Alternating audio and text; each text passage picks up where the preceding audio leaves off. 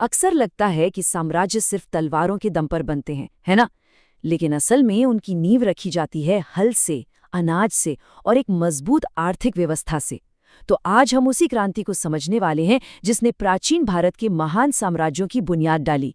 यकीन मानिए, ये एक ऐसी कहानी है जिसकी गूंज आज तक सुनाई देती है। तो फिर सवाल ये उठता है कि आखिर एक साम्राज्य की नींव रखी कैसे जाती है? क्या सिर्फ बड़ी बड़ी सेनाओं से, या फिर कुछ और है, कुछ ज्यादा बुनियादी जो किसी भी राज्य को असल में शक्तिशाली बनाता है? चलिए इसी सवाल का जवाब ढूंढते हैं। देखिए, इसे समझने के लिए थोड़ा पीछे चलते हैं। ऋग्वेदिक काल में जीवन कैसा था? ज्यादातर पशुपालन पर आधारित, लोग एक जगह से दूसरी जगह घूमते रहते थे, एक तरह की नोमैडिक जिंदगी। लेकिन फिर आया उत्तर वैदिक काल और इसने तो सब कुछ पलट कर रख दिया। लोग एक जगह पर बस गए, खेती उनका मुख्य काम बन गया और बस यहीं से एक कॉम्प्लेक्स इकोनॉमी और एक संगठित राज्य की कहानी की शुरुआत हुई। तो चलिए इस नए आर्थिक युग में दाखिल होते हैं और देखते हैं कि भारत के इतिहास ने यहाँ से क्या मोड़ लिया। अब देखिए, ये जो क्रांति हुई ना, ये यूं ही कहीं भी नहीं हो गई। इसका एक एपिसेंटर था, एक केंद्र, और वो था गंगा यमुना का बेहद उपजाऊ दोआब क्षेत्र। जी हाँ, यही वो जमीन थी जिसकी मिट्टी में एक बिल्कुल नए साम्राज्य के बीज बोए जा रहे थे। और इस पूरी की पूरी क्रांति के केंद्र में, इसके दिल में सिर्फ एक चीज थी, वो थी कृषि, एग्रीकल्चर। और इसने सिर्फ लोगों का पेट ही नहीं भरा, इसने तो एक पूरी की पूरी सभ्यता को जन्म दे दिया। पर सवाल ये है कि कैसे? आइए देखते हैं। ये शब्द देखिए, कृष्ण आयस, इसका संस्कृत में मतलब है लोहा, आयरन।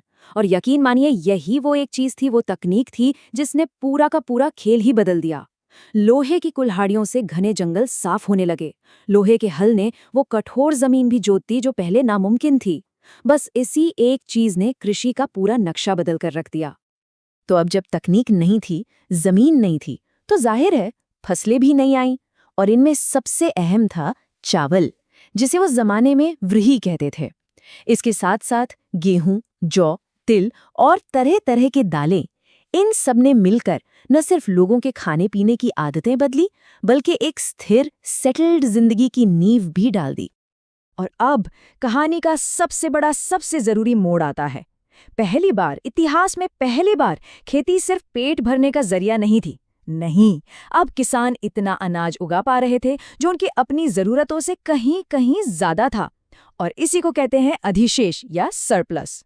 यही वो अतिरिक्त दौलत थी जिसने आगे चलकर इतिहास का पूरा पहिया ही घुमा दिया। तो ठीक है, अतिरिक्त अनाज तो आ गया, पर सवाल ये है कि इस सरप्लस का हुआ क्या? इसने एक बिल्कुल नए पावर इक्वेशन को जन्म दिया, एक नया रिश्ता, भूमि, टैक्स और एक शक्तिशाली राज्य के बीच का रिश्ता। ये जो पूरी प्रक्रिया थी ना, ये एक चेन रिएक्शन की तरह थी। जरा समझिए। सबसे पहले खेती से अतिरिक्त अनाज पैदा हुआ, स्टेप 1। फिर राजा ने इस अतिरिक्त अनाज पर टैक्स वसूलना शुरू कर दिया, स्टेप 2। ये टैक्स सीधा शाही खजाने में जमा होने लगा, स्टेप 3। और बस इसी पैसे के दम पर एक मजबूत, एक सेंट्रलाइज्ड राज्य का उदय हुआ, स्टेप 4। देखिए कितना सीधा साधा पर कितना पावरफुल प्रोसेस था ये। और इस बदलाव की गहराई को समझने के लिए जरा उस वक्त के टैक्स सिस्टम को देखते हैं। पहले होती थी बलि। ये एक तरह का तोहफा था जो लोग अपनी मर्जी से, अपनी खुशी से राजा को देते थे, वॉलंटरी। लेकिन अब आया भाग, और जैसा नाम से ही जाहिर है, ये उपज का एक अनिवार्य हिस्सा था, मैंडेटरी। अब ये कोई तोहफा नहीं था, ये राजा का हक था। पर सवाल ये है कि राजा को यह हक मिला कैसे? अचानक से? नहीं, ऐसा इसलिए हुआ क्योंकि अब राजा को ही जमीन का मालिक, द सुप्रीम ओनर, माना जाने लगा। और सोचिए, जब जमीन ही राजा की हो गई तो उस पर उगने वाली फसल पर टैक्स तो उसी का होगा ना।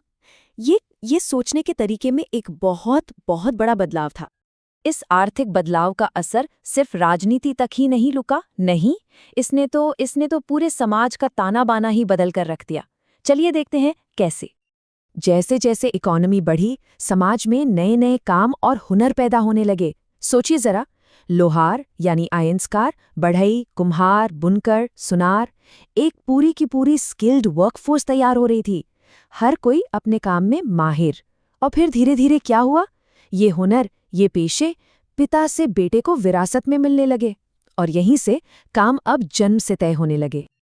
और यहीं पर अर्थव्यवस्था और वर्ण व्यवस्था मतलब इकोनॉमी और सोशल स्ट्रक्चर एक दूसरे में पूरी तरह से उलझ गए। देखिए कैसे हर वर्ण की एक आर्थिक भूमिका, एक इकोनॉमिक रोल तय कर दिया गया। ब्राह्मण, उनका काम था यज्ञ करवाना, शिक्षा देना और दान लेना। क्षत्रिय, वो जमीन को कंट्रोल करते थे, टैक्स वसूलते थे। वैश्य, वो खेती, पशुपालन और व्यापार में लगे थे। और शूद्र, उनका काम सेवा करना था। मतलब साफ था, काम अब कर्म पर नहीं, जन्म पर आधारित हो गया था। लेकिन इस नई व्यवस्था की एक बहुत बड़ी कीमत चुकानी पड़ी। ये जो बड़े बड़े शाही यज्ञ हो रहे थे और ये जो काम अब जन्म से तय हो रहे थे, इन सब ने मिलकर समाज में अमीर और गरीब के बीच एक बहुत गहरी खाई खोद दी। सामाजिक और आर्थिक असमानता मतलब सोशल एंड इकोनॉमिक इनइक्वालिटी बहुत तेजी से बढ़ने लगी। तो सवाल ये है कि इस पूरी आर्थिक और सामाजिक नींव का नतीजा क्या निकला, इसका असर कितना गहरा था। चलिए इसकी विरासत पर एक नज़र डालते हैं जो शायद आज तक हमारे साथ है। तो इस नई इकोनॉमी के सीधे सीधे नतीजे क्या हुए? सबसे पहले बड़े बड़े राज्यों का उदय हुआ, जिन्हें हम आगे चलकर जनपद और फिर महाजनपद के नाम से जानते हैं। दूसरा, शहरों का बसना शुरू हुआ, अर्बनाइजेशन की शुरुआत हुई। तीसरा, जैसा हमने देखा, समाज में गहरी असमानता पैदा हो गई।